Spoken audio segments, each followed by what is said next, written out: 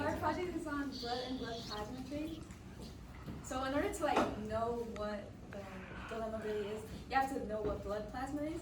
So blood's content isn't just purely blood; it also has plasma. The majority is plasma. So plasma is like this yellow liquid that basically carries the blood through the system. It allows liquid to move as a liquid. And blood plasma trade is a medical procedure in which the liquid part of blood plasma is separated from the cells. And then that blood is drawn from the donor's arm, and then it's sent through a machine to collect the plasma. And then the donor's platelets and their blood cells are returned back to them after. So what plasma is used for is for burn, shock, or trauma victims, and people with severe liver disease, or people with clotting deficiencies, or just honestly for scientific research. And then the plasma is frozen for, I think it has a shelf life of 1 year. So here are some of the issues that concern blood plasma trade.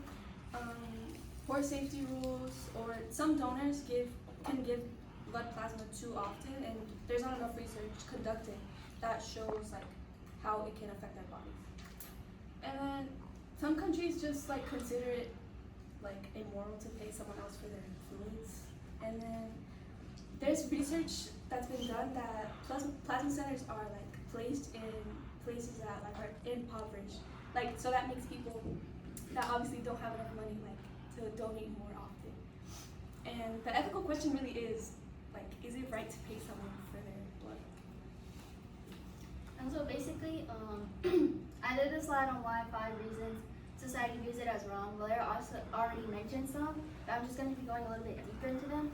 So as we learned that there are a lot of health and safety concerns. So basically this main one is that there are bloodborne pathogens. So if a needle's not properly cleaned or a person isn't tested properly, somebody else could get hepatitis B or HIV. Bloodborne pathogens, and basically that puts not only the people who are getting the blood or the blood plasma at risk, but also when you think about it, any of that blood that's distributed, everybody will now then have a hepatitis or HIV.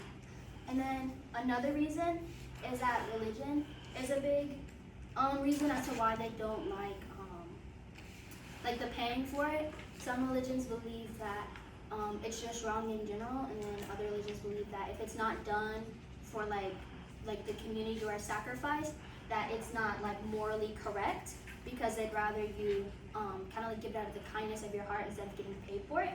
And then there's also ethical concerns. So is it just moral, the main question, to pay for blood? And then another thing is who gets the priority, because this is an expensive thing to do. And so bigger companies that have more money can put in a lot more money to get the plasma or the blood. And so instead of it going to companies or people who actually need it, it'll go more toward the bigger companies who are out to pay more. And then the last thing is exploitation. Valeria brought out that if someone is poor, and especially if you're getting paid for it, they're more likely to donate the blood or the plasma more just to get more money. And so here are 5 reasons why society views it as okay. So the main one is that it'll save lives.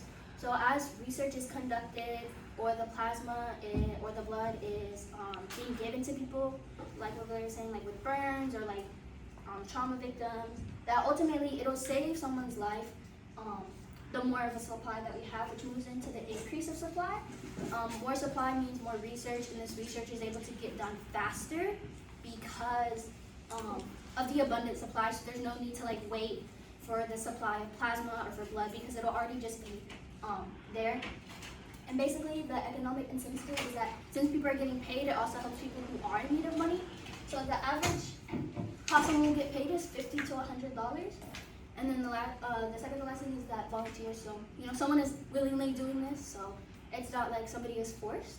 And then last, I already talked about it, but it's the support for research. Researchers are allowed to basically create new medicines that are allowed to fix more diseases and stuff with the access to plasma. And our opinion is that we think people can pretty much do what they want as long as they're not really hurting people. My personal opinion, I personally don't take blood, but I'm also not going to influence like other people to not take blood just because I don't. But these are references. That's it.